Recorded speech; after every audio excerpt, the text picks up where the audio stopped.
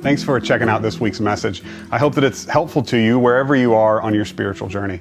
And if you don't have a church community to connect with, I hope that you do that with us here at Restore. You can find all the information on our website at restoreaustin.org, and I hope that we see you soon. When the Puritans boarded ships and sailed to what would become New England, they were fleeing a religious system that had caused them tremendous harm.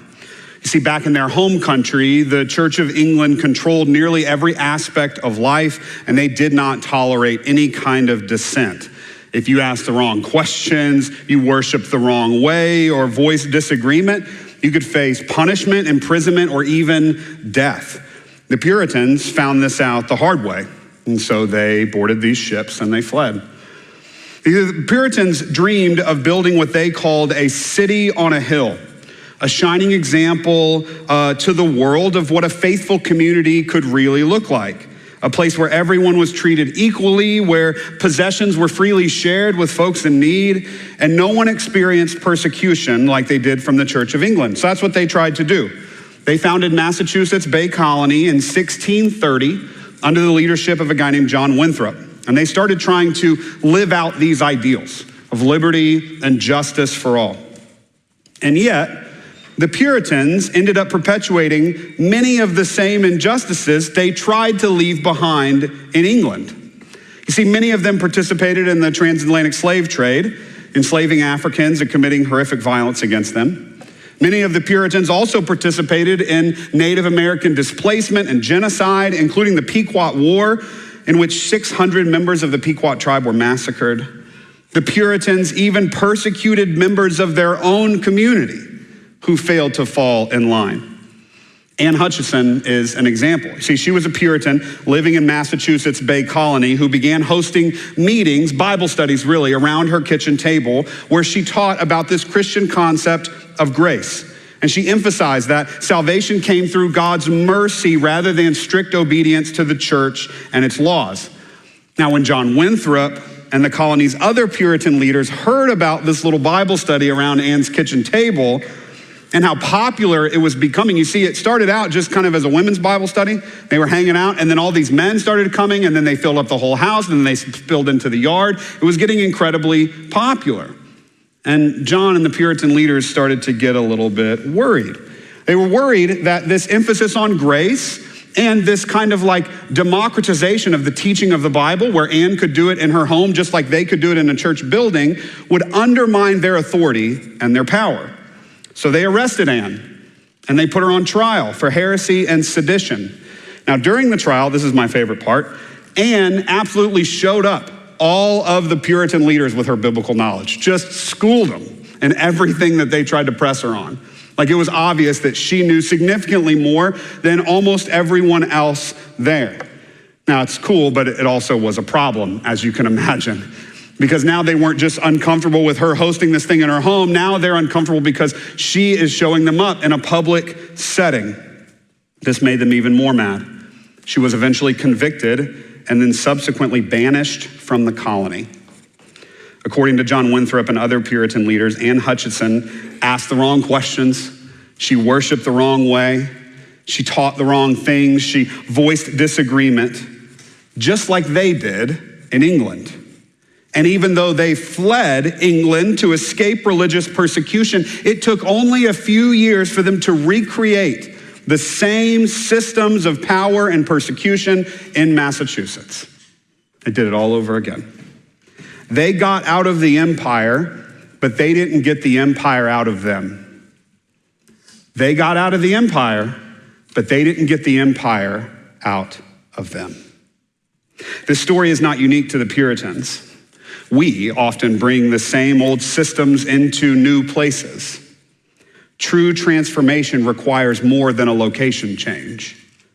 In fact, this is exactly what happened with the Israelites when they left Egypt. The passage we're going to look at this morning is found in Exodus 16, but I want to start with a little bit of context because this story, like every other story in the Bible, it doesn't happen in a vacuum.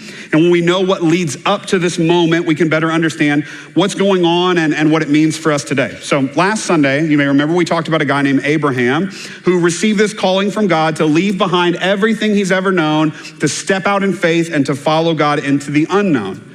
And Abraham is told that God is going to bless the whole world through his family. And so he goes to the place where God shows him. Then he and his wife, Sarah, have a son named Isaac. Isaac has a son named Jacob. And this is why you may have remembered from Sunday school or just your own Bible study that throughout the Old Testament, God is many times called the God of Abraham, Isaac, and Jacob. Have you ever heard that before? Not if you've heard that before. Great. So if you've heard that, that's where that comes from. God, it was the lineage that was passed down. And even though Abraham, Isaac, and Jacob are far from perfect, and they break God's laws and covenants multiple times, God continues to pursue love with them, relationship with them, and attempts to bless the whole world through their family. Jacob goes on to have 12 sons, and Jacob is later renamed Israel, which is how his 12 sons become the 12 tribes of Israel, and that's where the name of the people group comes from. One quick caveat here, the people group called Israel in the Old Testament is not the same thing as the modern nation state called Israel. Those are not the same thing. Okay, back to the story. Jacob, also called Israel, has 12 sons. And then in Genesis 37, we meet one of his sons named Joseph. Joseph has what some modern people have called a Technicolor dream coat, okay? He has this coat of many colors that his dad gives him because he's his dad's favorite of all the 12 sons. Obviously, you can imagine his brothers don't like that. They get really jealous. So they take his coat, they beat him up, they pretend like he died. They actually go back and tell the father, Jacob, that he died. But they sell Joseph into slavery. But he goes into slavery in the Egyptian empire. And while he's there, he rises to prominence, becomes second in command only to Pharaoh. It's this incredible story. And then famine hits, not just Egypt, but the entire land. But Jacob has actually had all these dreams, if you remember all this story. He's had all these dreams where he's been telling Pharaoh for years, hey, store up extra food because I think a famine's gonna come. And so when the famine does come, the Egyptians have plenty of food because Joseph has led this process of helping them store it all up. And so then this really incredible meet cute kind of happens in the Bible where, it's really not a meet cute because it's his brothers. But anyway, his brothers, like his dad assumes that he's dead and that's been the story the whole time. Well, then they get hit by the famine. They show up to the gates of Egypt basically being like, hey, we heard you guys have food. And who walks down but their long lost brother Joseph? And he's like, hey, what God meant for evil or what you meant for evil, God turned into good. And now here, come inside, we've got food, make a home here. And so Israel, Jacob, and all of his kind of kin are welcomed into Egypt. And so the book of Genesis ends right there with the people of Israel as guests in Egypt. And then 400 years go by in between the end of Genesis and the beginning of the next book, Exodus. And when Exodus starts, the people of Israel are no longer guests in Egypt. They are now slaves. You're probably wondering how this happened. Well, the people of Israel began to grow in number as they were there for 400 years. And the Egyptian Pharaoh, especially the last one, starts to get really nervous about that. Now, the Pharaoh is basically the king, except the Egyptians also believed that he was part God, and he ruled like with an iron fist, mercilessly. Now, here's how the book of Exodus tells this part of the story. Then a new king to whom Joseph meant nothing, which is an inference like, right, it's been 400 years. They've forgotten about this original thing where Joseph saved all of them, came to power in Egypt. Look, he said to his people, the Israelites have become far too numerous for us. Come, we must deal shrewdly with them or they will become even more numerous. And if war breaks out, we'll join our enemies, fight against us and leave the country. So they put slave masters over them to oppress them with forced labor. This is what empires do. Okay? When empires feel threatened, they enslave and oppress and enact violence against anyone who steps out of line. So the people of Israel begin to feel this oppression. It's really difficult, obviously, and they begin to cry out to God for help as they suffer under the thumb of this Egyptian empire. And so God sends Moses to Pharaoh to demand the release of the Israelites from slavery. Now, I'm guessing most of us know this part of the story either from church or the numerous TV shows and movies made about it. But basically Pharaoh says no, right? He doesn't want to release the slaves. Moses keeps coming back. Pharaoh keeps saying no. So God ends up sending a series of plagues. Eventually Pharaoh relents, grants the enslaved people their freedom, only to change his mind right after that and begin chasing them as they're leaving Egypt. And so you remember this part, right? As the Israelites are fleeing, their path is blocked by the Red Sea, but then God miraculously parts the ocean, and the formerly enslaved folks walk through on dry ground. And after all of them are through, God causes the Red Sea to crash down on the pursuing Egyptian army, and the Israelites are finally free. And for the first time in a long time, things start to look better for the Israelites. But they quickly realize that this freedom journey isn't going to be an easy one, especially as they start to navigate the wilderness. We're going to pick up the story in Exodus 15. Then Moses led Israel from the Red Sea, and they went into the desert of Shur. For 3 days they traveled in the desert without finding water. When they came to Marah, they could not drink its water because it was bitter. So the people grumbled against Moses, saying, "What are we to drink?"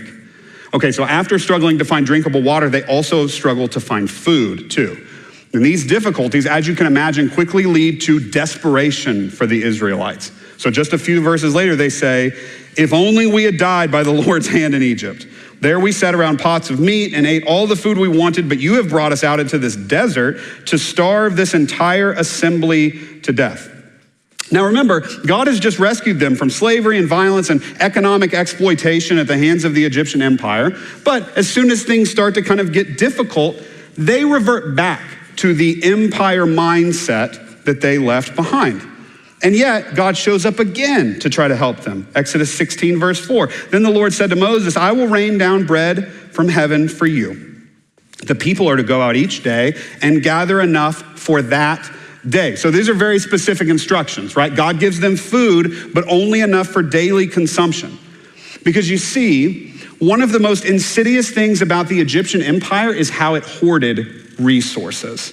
The Pharaoh and other powerful leaders, they hoarded all the food and the wealth and the clean water and anything else of value, while kind of the regular Egyptians ended up suffering quite a bit.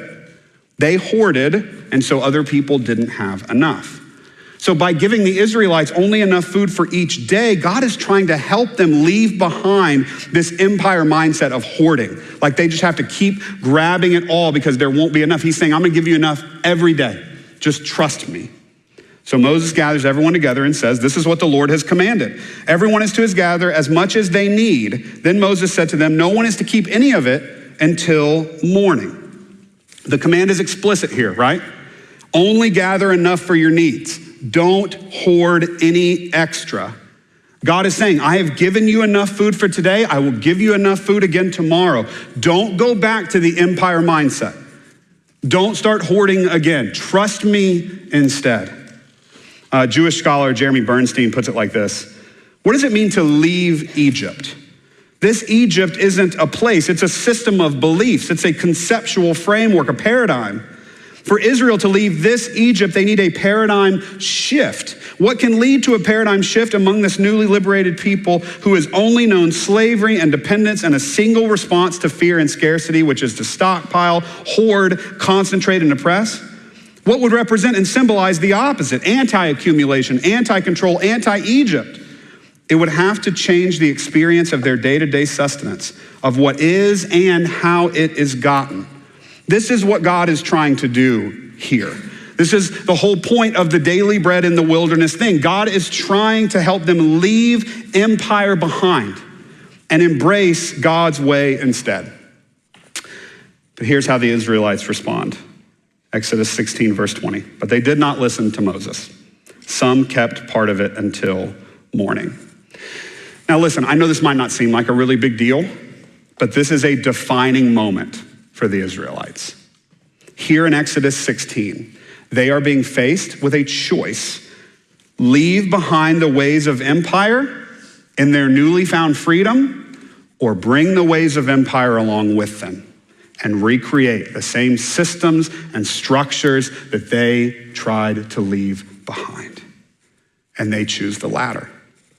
Exodus 16 is a pivot point, and the Israelites choose to pivot backward toward the empire rather than forward with God. Because you may know, this is just the beginning. The rest of the Old Testament is filled with examples of how the Israelites physically left the Egyptian empire behind, but carried the ways of empire with them wherever they went. Instead of becoming a community shaped by trust in God and love of neighbor, they repeatedly slipped back into those same patterns of empire: hoarding, exploitation, and violence. We see this when they build the golden calf just a couple of chapters later and begin to worship it as a symbol of money and wealth and accumulation. We see it when they demand a king, even though God says, you don't want a king, I promise. But instead of living as a community that was centered on equality for all people, they revert back to this centralized hierarchy thing. And most of their kings ended up acting just like Pharaoh. We see it through Solomon's empire building and hoarding. Did you know he enslaved his own people to build bigger building projects? He amasses more wealth and weapons and wives than anyone could ever need. He brokers deals with foreign empires to further accumulate power and wealth. We see it again as the Israelites begin oppressing the vulnerable among them, exploiting orphans, widows, and the poor, so much that God has to send all these prophets to say, stop doing this.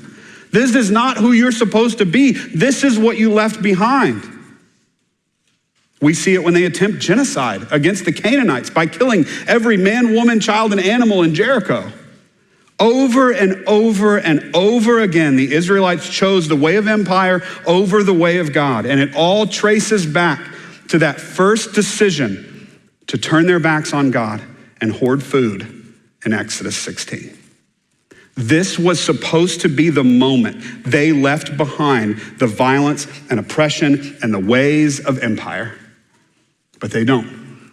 They bring it right along with them. Richard Rohr put it like this: it is easier to get the Israelites out of Egypt than it is to get Egypt out of the Israelites. The liberation is the easy part. The real transformation takes much longer. But I think Walter Brueggemann actually says it best. He wrote, "It is one thing to have left Egypt. It is another thing to be fully free of its power and ideology." The Israelites left the empire, but the empire never left them. This was an ongoing issue for the first followers of Jesus too. They were living under the oppressive Roman Empire, different empire, same impulses. The first century church was tempted to use the tools of empire to fight back against the Roman Empire. In fact, one of Jesus' disciples named Simon previously belonged to a political movement called the Zealots, who coordinated and carried out assassinations of Roman leaders and collaborators. Jesus says, leave that behind if you're gonna follow me, because that is not my way. That is not the way of Jesus. So Simon left behind the way of empire to follow Jesus. And my friends, we must do the same. This was Paul's exhortation to the early Christians as well. This is from his letter to the Colossian church. It's a little long, but I think it's really good. He says, since you have been raised to new life in Christ, set your sights on the realities of heaven, where Christ sits in the place of honor at God's right hand. Think about the things of heaven, not the things of earth, for you died to this life, and your real life is hidden with Christ in God. So put to death the sinful earthly things lurking within you. Have nothing to do with sexual immorality, impurity, lust, evil desires. Because of these sins, the anger of God is coming. You used to do these things when your life was still a part of this world. But now is the time to get rid of your anger, your rage, your malicious behavior, your slander, your dirty language. Don't lie to each other, for you have stripped off your old sinful nature and all its wicked deeds. Put on your new nature and be renewed as you learn to know your Creator and become like Him. In this new life, it doesn't matter if you're a Jew or Gentile, circumcised, uncircumcised, barbarian or civilized, slave or free. Christ is all that matters, and He lives in all of us. Therefore, as God's chosen people, holy and dearly loved, clothe yourself instead with compassion and kindness, humility, gentleness, and patience. Make allowance for each other's faults. Forgive anyone who offends you. Remember, the Lord forgave you, so you must forgive others. Listen, above all, clothe yourselves with love, which binds us all together in perfect harmony, and let the peace of Christ rule in your hearts. Paul is urging these early Christians not to revert back to the way of empire, but to step forward in the way of Jesus, which is the way of compassion, kindness, humility, gentleness, forgiveness, patience, peace, and above all, love. Listen, friends, even if we believe our cause is just, we must not use the tools of empire in pursuit of that cause. In God's kingdom, the ends do not justify the means. Civil rights activist Audre Lorde modeled this throughout her life. And she wrote these words in her essay entitled, "Master's Tools Will Never Take Down the Master's House." For the master's tools will never dismantle the master's house. They may allow us to temporarily beat him at his own game, but they will never enable us to bring about genuine change. And it was Dr. King who famously said, "Darkness cannot drive out darkness. Only light can do that. Hate cannot drive out hate. Only love can do that. The ultimate weakness of violence is that it is a descending spiral, begetting the very thing it seeks to destroy. Instead of diminishing evil, it multiplies it." The master's tools will never dismantle the master's house. Darkness cannot drive out darkness. Violence cannot stop violence. We cannot use the tools of empire in the service of Jesus, period. And my friends, examples of people using the tools of empire in an attempt to solve problems are all around us all the time. Just this week, Charlie Kirk is assassinated. There's yet another school shooting in Colorado. This is on the heels of the assassinations of Minnesota State Representative Melissa Hortman and her husband Mark this summer. I was listening to NPR Thursday morning driving into work, and they spent almost 2 full minutes reading a list of violent attacks in our country that happened over the last few months, all perpetrated by people who believed their cause was just or even God ordained. They just read a list, and it took them like 2 minutes, just the last couple of months. It was so sobering. I disagreed with Charlie Kirk on just about every political and theological issue. He practiced and preached a version of Christianity that I find to be incredibly harmful. But like every other human, he was a child of God, created in God's image, and committing violence against him or anyone else is committing violence against the image of God. This is true from Utah to Gaza and everywhere in between. We cannot use the tools of empire to solve our problems. Not only is it antithetical to the way of Jesus, it only multiplies the pain. It only increases the violence. Like King said, it is a descending spiral into more and more evil. Violence breeds violence. Hate breeds hate. It is one thing to have walked away from empire, and it is quite another thing to also walk away from its power and ideology. My friend Christopher Mack, who pastors a church here in Austin that we often collaborate with, wrote a beautiful prayer about this very thing after the death of Charlie Kirk this week. And I want to read it over us before we receive communion together because I found it to be really helpful. Lord, have mercy. Christ, have mercy. Our world feels mired in destruction, fear, and anger. And I fear this moment will become a powder keg, igniting our worst national demons. We confess we are a people who have lost our imagination. We have lost our way and struggle to see conflicts in anything other than solutions of power over and might makes right. We have lost our ability to see the image of God in one another, especially when we believe the other has created so much hell on earth by not seeing the image of God in us or those for whom we care. We confess that we scapegoat and write one another off. We acknowledge that in times of conflict, we often seek peace through shows of force and violence. Help us learn another way, God. May mercy and grace pool like water at the point of greatest need for all God's beloved children. May Charlie and all who care for him find Christ a companioning comfort in affliction and sorrow. May the shooter find Christ as one who extends mercy to all who turn away from death dealing and mutually assured destruction and toward the Prince of Peace. May all be called to turn away from the ways of demonizing others and repair the violence created or perpetuated in the world. May we find creative ways to process and heal in this moment, not doubling down on the old ways of scapegoating others, but ways that compel us to creatively see the humanity in one another. We confess that we are circling the drain of a world addicted to mindless algorithms, violence on demand, and ego-inflating echo chambers. To whom else would we turn but divine love? As our world feels like it is daily spinning more dangerously out of control, anchor us to your love, O God.